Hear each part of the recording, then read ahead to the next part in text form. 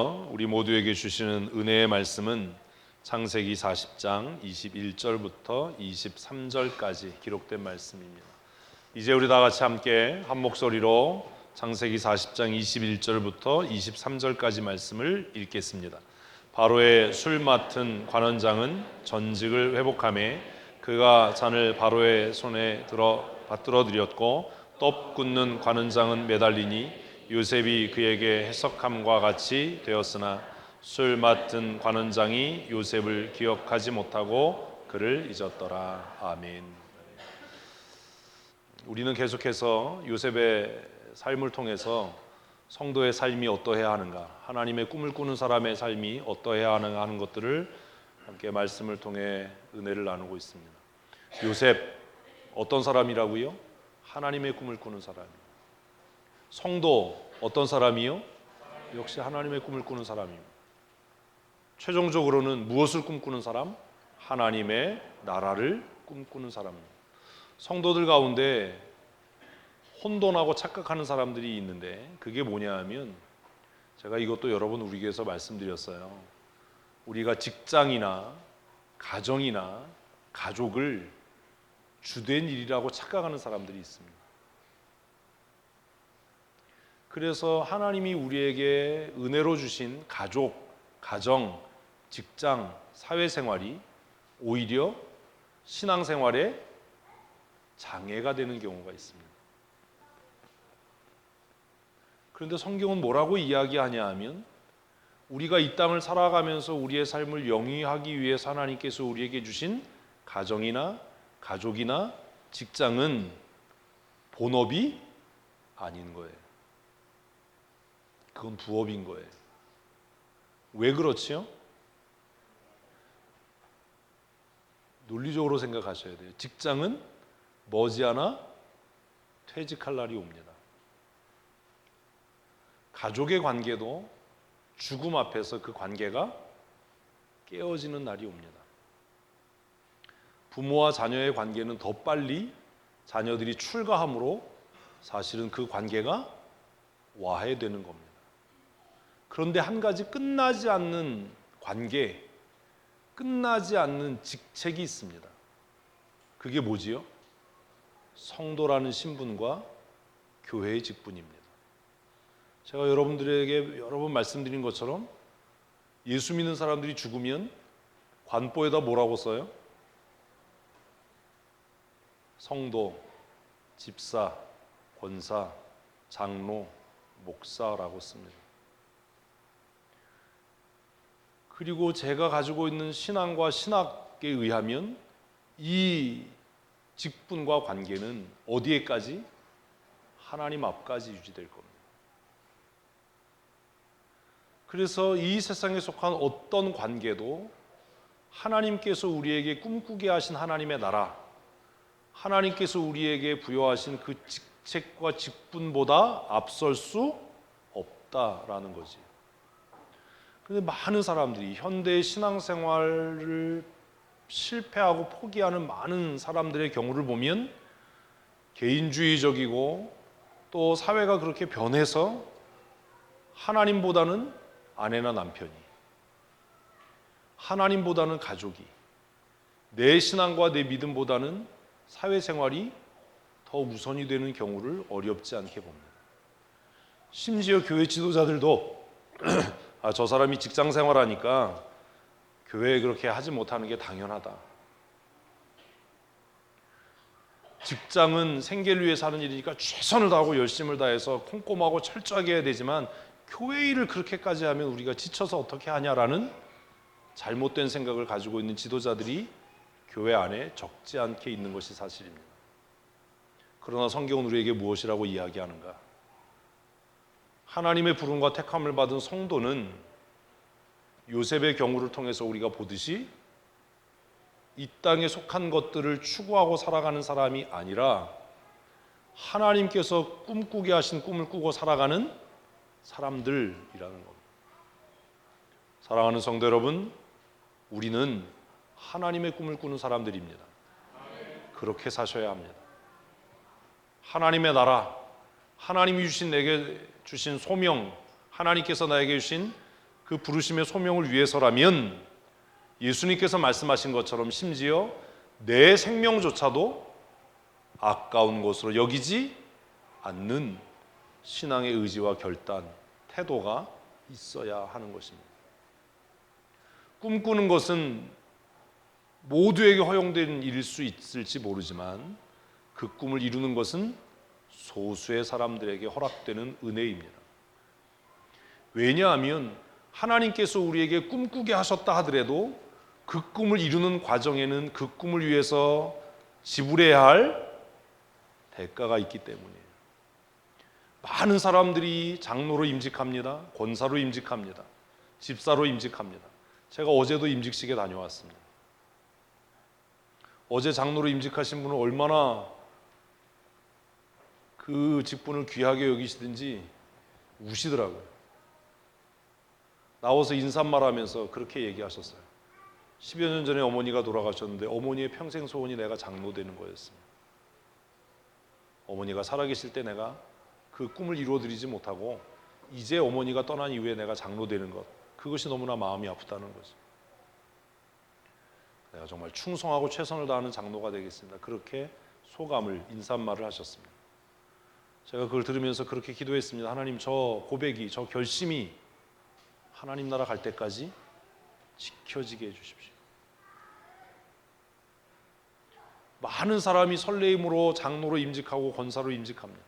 어제 그 교회 한 분의 장로님이 은퇴하시고 한 분의 장로님이 임직하셨고 5분의 권사님이 임직하셨습니다. 그런데요, 많은 사람이 명예롭게 은퇴하지 못합니다.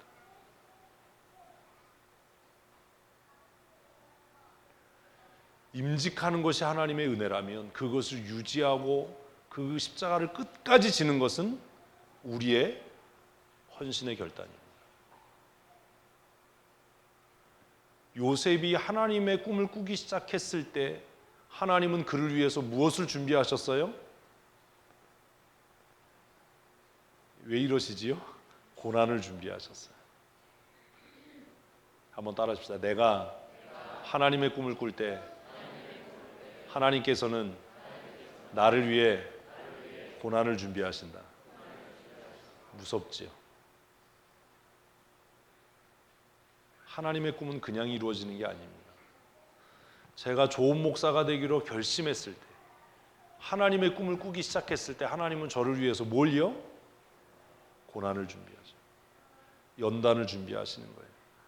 그 고난과 연단을 통해서 하나님의 꿈이 이루어져 가는 겁니다. 한 덩어리 폐차에서 뜯어낸 자동차 판 스프링이 날카로운 칼이 되려면 대장장이는 뭘 준비하지요? 풀물을 준비합니다. 대장장이는 뭘 준비하지요? 햄머를 준비합니다. 대장장이는 뭘 준비하지요? 무딘 날을 세울 그라인더를 준비하고 숫도를 준비합니다. 풀무에 넣어 달구고 수없이 많은 망치질을 하고 그리고 갈아내고 깎아내서 그 녹슨 판 스프링이 날카로운 칼이 되게 하는 겁니다. 고난을 통하지 않고는 하나님의 꿈을 이룰 수 없습니다. 저는 여러분들이 위대한 하나님의 꿈을 꾸는 하나님의 사람들이었으면 좋겠습니다. 그러나 우리가 꿈꾸기 시작할 때 우리는 결심해야 하는 겁니다. 나를 위해 뭐가 준비되어져 있다는 것, 고난이 준비되어져 있다는 것, 내가 그 고난을 능히 견디고 이기겠다라는 결심이 있어야 합니다. 누군가가 여러분을 무시하나요? 관계가 깨어져서 아프십니까? 배신당하셔서 분노가 치밀어 오르십니까? 그때 생각하십시오. 이것이 하나님이 나를 쓰시기 위해서 뭐 하시는? 연단하시는, 훈련하시는 과정이다. 사역하시면서 저에게 꾸중 듣고 책망 들어서 자존심 상하고 기분 나쁘십니까? 화내지 마시고 분노하지 마시고 의기소침해지지 마시고 하나님께서 나를 쓰시기 위해 연단하시는구나. 내가 이 연단과 훈련을 통해서 강한 그리스도의 용사가 될 것이구나. 라는 믿음을 잃지 않으셨으면 좋겠습니다. 하나님께서는 요셉에게 위대한 꿈을 꾸게 하셨고, 그리고 그를 위해서 뭘 준비하셨어요? 위대한 고난을 준비하셨습니다. 위대한 꿈은 위대한 고난을 통해 이루어지기 때문입니다. 아버지의 양떼를 치고 있는 형들을 찾아갔더니 형들이 그 동생을 잡아서 마른 우물에 집어넣고 죽이겠다는 겁니다. 17살의 요셉이 얼마나 두려웠겠습니까? 얼마나 상처가 됐겠습니까? 그 마른 우물 속에서 얼마나 낙심했겠습니까? 그리고 그 형들은 요셉을 노예로 팔아버립니다. 쇠사슬에 묶여서 애굽을 향해 끌려가면서 얼마나 많이 울었겠습니까? 얼마나 두려웠겠습니까? 하나님께서 나에게 꿈꾸게 하셨는데 왜 나에게 이런 시련을 주시는지 얼마나 하나님을 원망했겠습니까?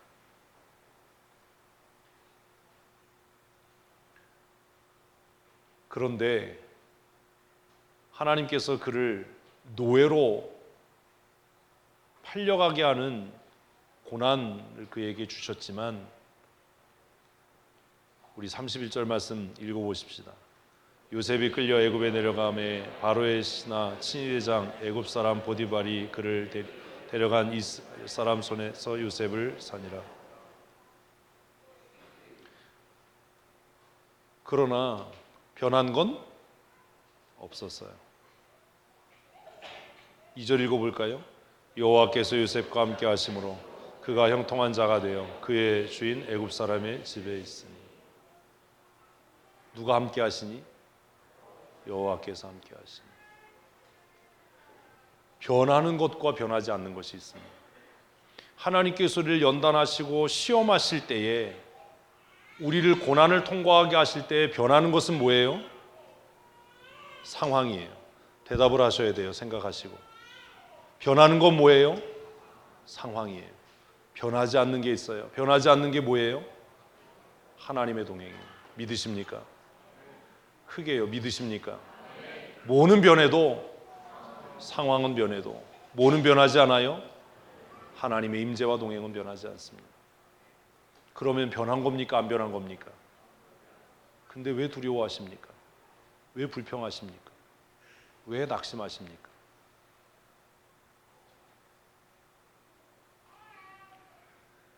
누가 나를 모함하고 누가 나를 무시하고 상황이 어때서 내가 힘들고 상황이 어때서 짜증나고 상황이 변해서 내가 기뻐지고 상황이 그래서 내가 행복해지는 것이 아니라, 하나님께서 함께 하셔서 형통한 자의 삶을 살게 될 줄로 믿습니다.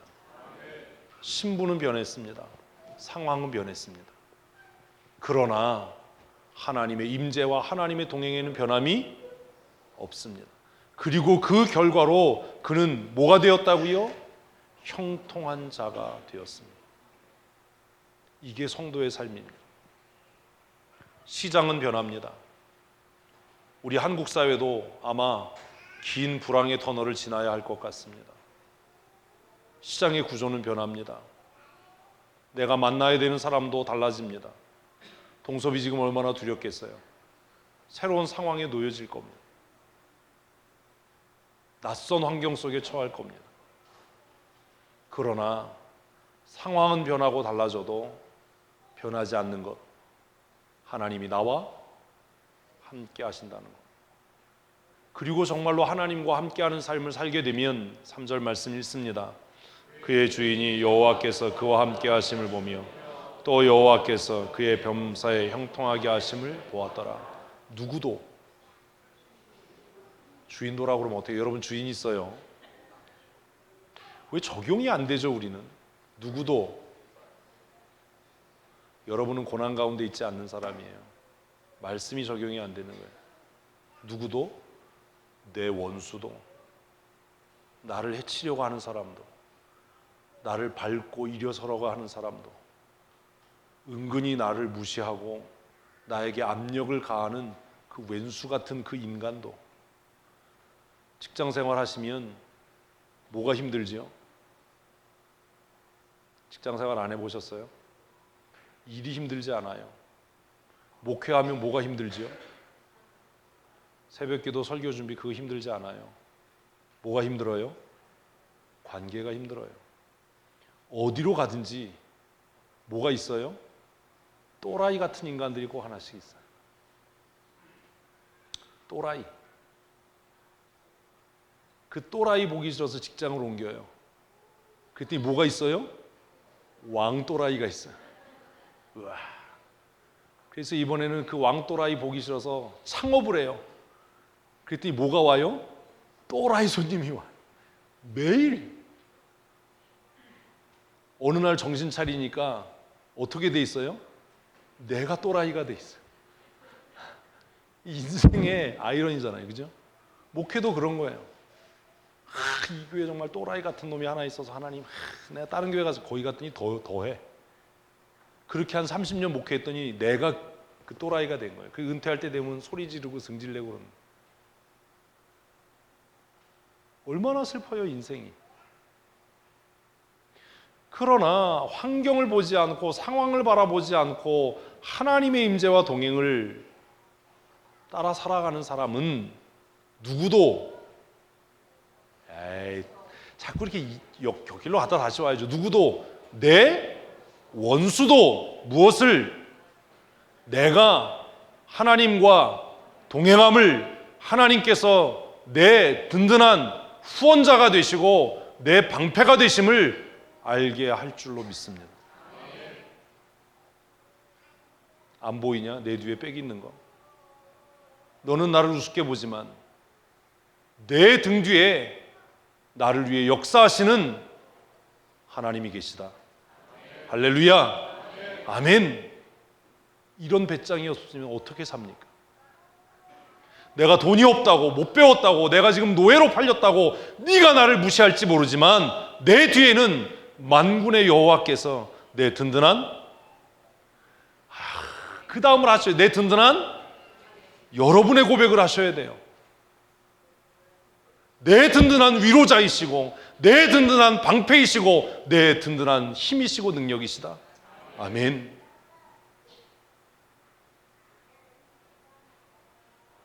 집주인 보디발도 이 사람은 하나님이 함께하는 사람이다. 또라이 때문에 염려하지 마십시오. 우리가 주와 동행하며 언젠가 하나님께서 그를 내 앞에 무릎 꿇게 하는 날이 반드시 오게 될 것입니다. 그러니까 원수 갚지 마십시오. 대항하지 마십시오. 저도 속상한 일이 참 많아요. 그 지난 주간에는 뭘 봤냐 하면 무례하게 대하는 사람을 웃으면서 이기는 법, 이런 강의를 찾아서 봤어요. 일도 도움이 안 돼요.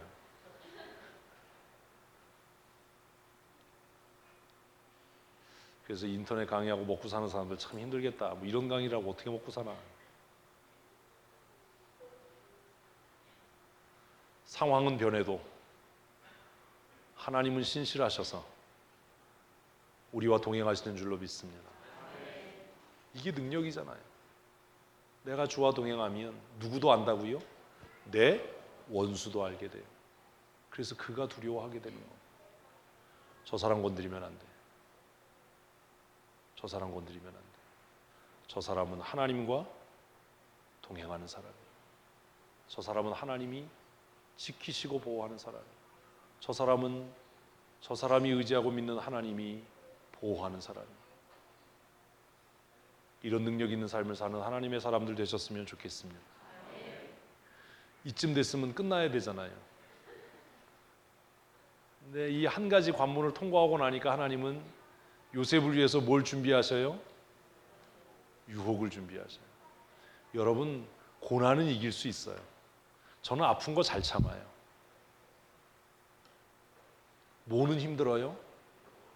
달콤함은 힘들어요. 왜 그것밖에 못해? 왜 그따위야? 이런 건 참을 수 있어요. 그런데 뭐가 우리를 넘어지게 하지요? 칭찬이요. 세상의 사람들은 칭찬은 고래도 춤추게 한다라고 이야기하는데 우리는 고래가 아니잖아요. 세상의 심리학이나 교육학은 칭찬을 통해서 아이들을 뭐 위대한 사람으로 만든다고 하는데 그거 다 개뻥인 거예요.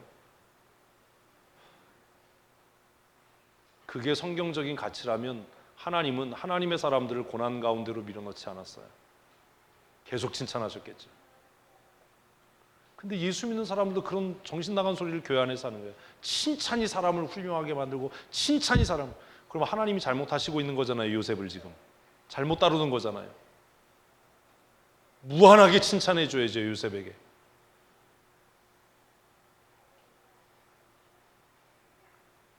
시련과 고난을 통과한 요셉에게 하나님은 그가 피해갈 수 없는 달콤한 유혹의 덫을 놓으셨습니다. 우리를 가끔 쓰러지게 하는 게 뭐라고요? 칭찬이에요. 누군가가 훌륭하십니다라고 하면 우리는 곧 무장을 해제합니다. 넘어집니다. 실패합니다. 그 자리에 주저앉습니다. 그래서 집사일 때 탁월하던 사람이 권사되면 깽판치고 집사일 때 신실하던 사람이 장로되면 교회의 걸림돌이 되는 겁니다. 그 직분이 그에게 뭐가 되어서 달콤한 유혹이 되어서 내가 장로인데 내가 권사인데 왜 나를 무시해? 망하기 시작한 거예요. 버려지기 시작한 거예요. 집사 때는 책망 듣는 것이 꾸중 듣는 것이 마땅한 일이라고 생각했는데 장로되고 권사되고 나면 그 책망이 분노가 되고 슬픔이 되고 불편함이 됩니다. 그 달콤한 유혹이 우리를 넘어뜨린 거죠. 요셉은 준수한 외모를 갖고 있었습니다. 잘 상상이 안 되시면 저를 생각하시면 됩니다.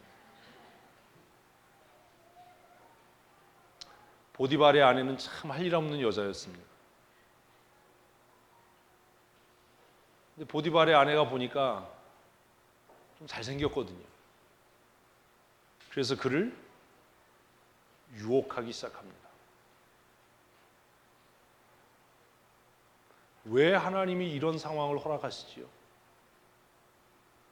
유혹의 목적이 뭐지요?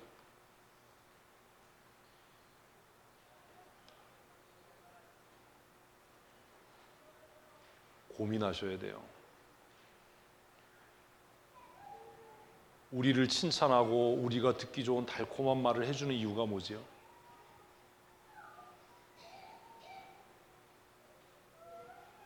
그 생각 안 하십니까? 그냥 책망은 듣기 싫고 칭찬은 달콤해서 듣기 좋습니까?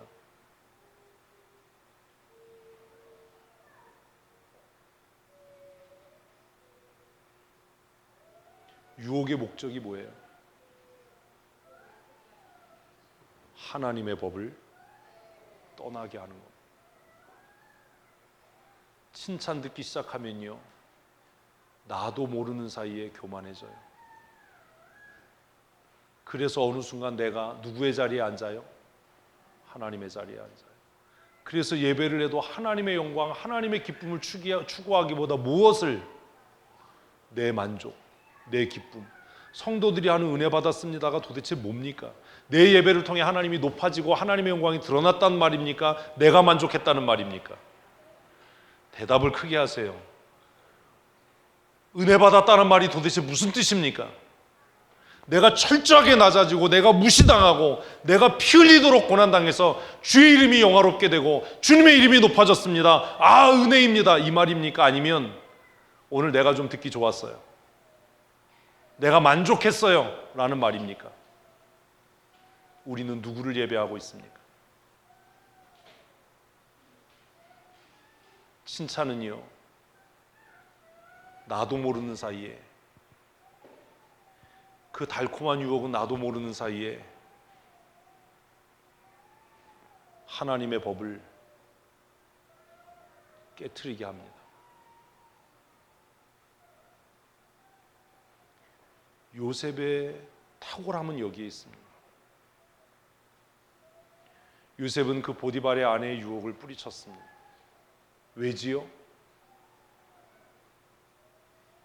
하나님의 법을 지키기 위해서였어요. 하나님께서 때때로 우리에게 달콤한 유혹으로 우리를 연단하시고자 할 때, 누군가가 나에게 와서 이건 장로님이 좀 나서셔야 되잖아요, 이건 좀 권사님이 나서셔야 되잖아요, 이렇게 우리에게 펌프질하고 우리의 마음을 교만하게 하려고 할 때 우리가 잊지 말아야 할 것이 있습니다. 우리가 놓치지 말아야 할 것이 있습니다. 그게 뭔지 아십니까? 원칙을 지키는 겁니다. 한계를 지키는 겁니다. 이 일이 장로로서, 권사로서, 집사로서 해야 할 일인지 해서는 안 되는 일인지 하는 것에 대한 원칙. 목사의 아내들이 왜 실족합니까? 시간이 지나니까 자기가 당회장 같은 거예요. 왜 장로님들이 실족합니까?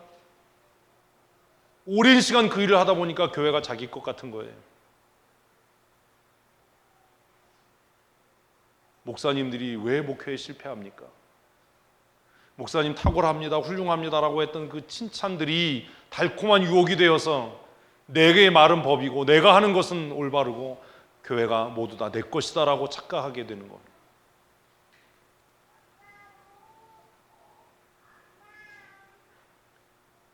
칭찬의 때에, 달콤한 유혹이 우리의 마음을 흔들게 할 때에, 사랑하는 성도 여러분, 원칙을 지키십시오.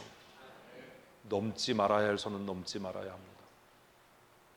내 자리를 지켜야 합니다. 동네 축구와 프로축구의 차이가 뭔지 아세요? 축구 좋아하잖아요. 동네 축구와 프로축구의 차이가 뭐예요? 문혜강 축구 좋아하잖아. 동네 축구와 프로축구의 차이가 뭐야? 축구 중계 보지 마라, 앞으로. 동네 축구와 프로축구의 차이가 뭐냐? 딱 하나예요. 예? 개떼같이 몰려다니느냐, 자기 자리를 지키느냐. 동네 축구는 뭐해요? 공 따라다녀요. 다! 개떼같이 우르르. 프로축구의 차이는 뭐예요? 자기 자리를 지키는 거. 동네 축구할 때도 다 정해요, 포지션을. 너 풀백이야, 너 레프트윙이야, 라이트윙이야, 너 센터 가드야. 시작하면 다 최종 공격수예요.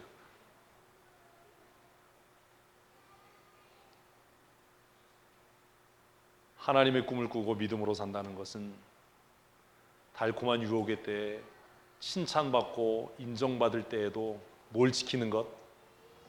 원칙을 지키는 거예요. 그럼 끝나야 되잖아요. 그런데 그 원칙을 지키는 것이 요셉에게 또 다른 연단의 시작이 됩니다. 보디발의 아내는 요셉을 무고하게 고발했고, 결국 요셉은 자신이 그렇게 죽도록 충성했던 보디발에 의해서 옥에 갇히게 됩니다. 39장 20절 말씀 읽습니다. 이에 요셉의 주인이 그를 잡아 옥에 가두니 그 옥은 왕의 죄수를 가두는 곳이었더라. 노예였는데 이제 뭐가 됐어요? 죄수가 됐어요. 이 감옥은 들어가면 나올 일이 없는 감옥이에요. 왕의 명령 외에는. 그런데 타국에서 노예로 팔려온 청년이 옥에 갇혀 있는 것을 아무도 모를 거 아닙니까? 희망이 없는 거죠. 여기서 벗어날 가망은 없는 겁니다.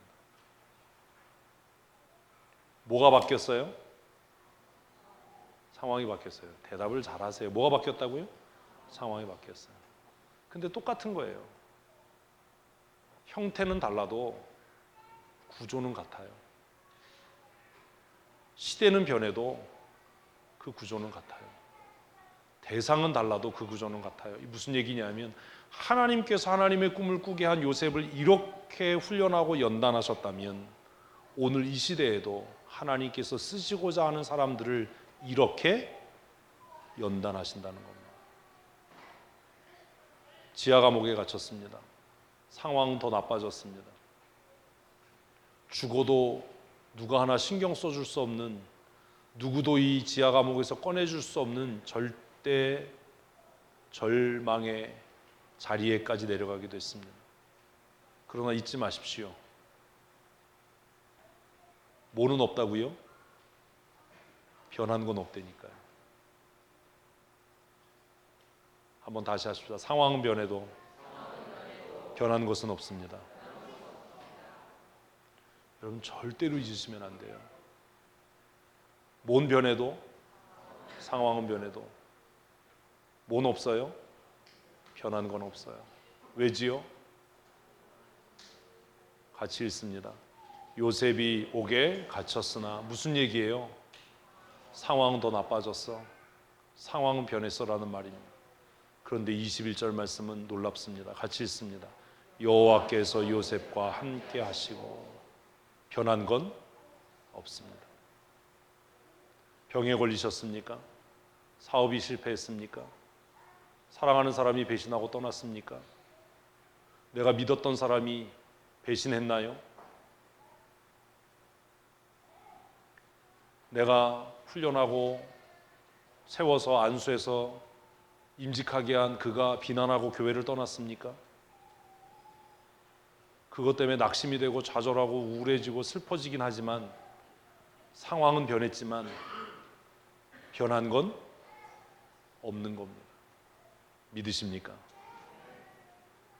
설교 준비하면서 제가 회개했어요. 하나님, 제가 그때 왜 낙심했을까요? 내가 왜 그때 두려웠을까요? 뭐가 없는데? 변한 게 없는데. 나를 부르시니까 하나님이라는 것도 변한 게 없고, 나를 춘천 성도교회로 보내신 하나님이 변함이 없고, 그리고 그 하나님이 지금도 나와 함께 하셔서 변한 것이 없는데 왜 나는 두려워질까요? 우리를 둘러싸고 있는 환경은 변할 겁니다. 사람은 변할 겁니다. 그런데 변하지 않는 한 가지가 있습니다. 그게 뭐예요? 신실하신 하나님이십니다. 우리의 하나님은 신실하십니다. 변함이 없으십니다.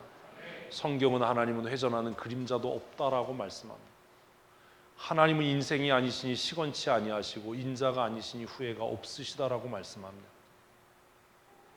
변하는 건 나예요. 내가 신실하지 않은 거예요.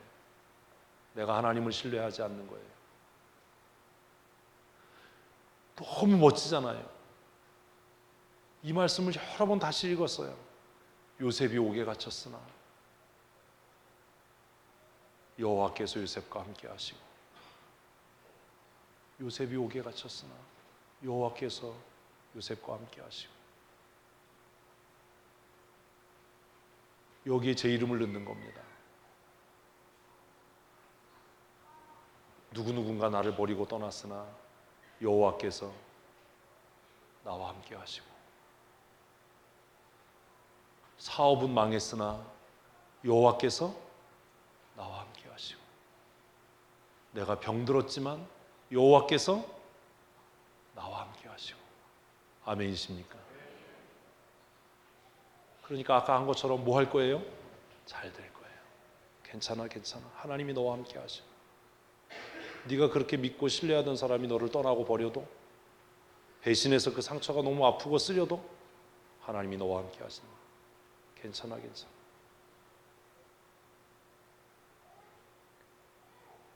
우리가 했던 내 영혼 편안해, 영어 찬양은 그 가사가 우리 찬송하고는 좀 느낌이 달라요.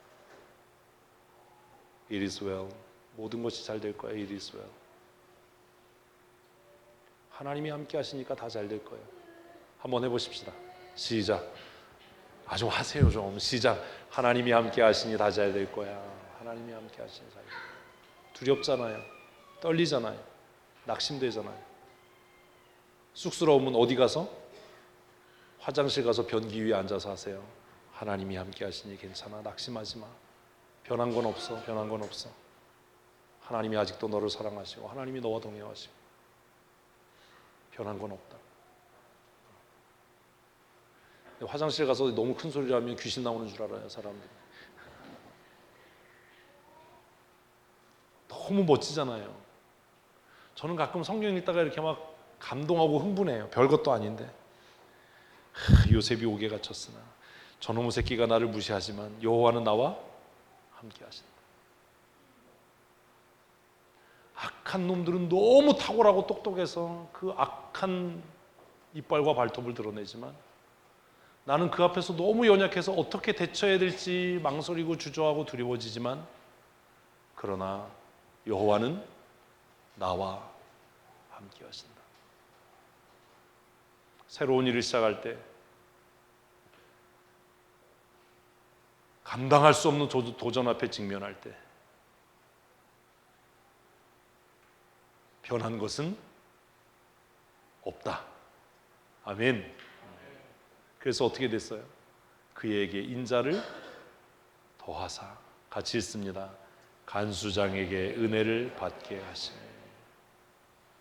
사랑하는 성도 여러분, 어디로 가든지 형통한 하나님의 사람으로 사십시다. 누구와 함께 하든지 무엇을 하든지 형통한 하나님의 사람으로 사셨으면 좋겠습니다. 그래서 어떻게 됐을까요? 22절 읽습니다. 간수장이 옥중 죄수를 다 요셉의 손에 맡김으로 그 재반 사물을 요셉이 처리하고. 나만 잘 되는 게 아니라 내 주위에 있는 사람들이 다 복 받는 거예요. 간수장이 얼마나 편했겠어요. 요셉이 그 옥에 갇힌 날부터 간수장은 뭐 하는 거예요? 이제 놀고 먹는 거예요. 누구 때문에? 요셉 때문에. 얼마나 멋진 인생입니까?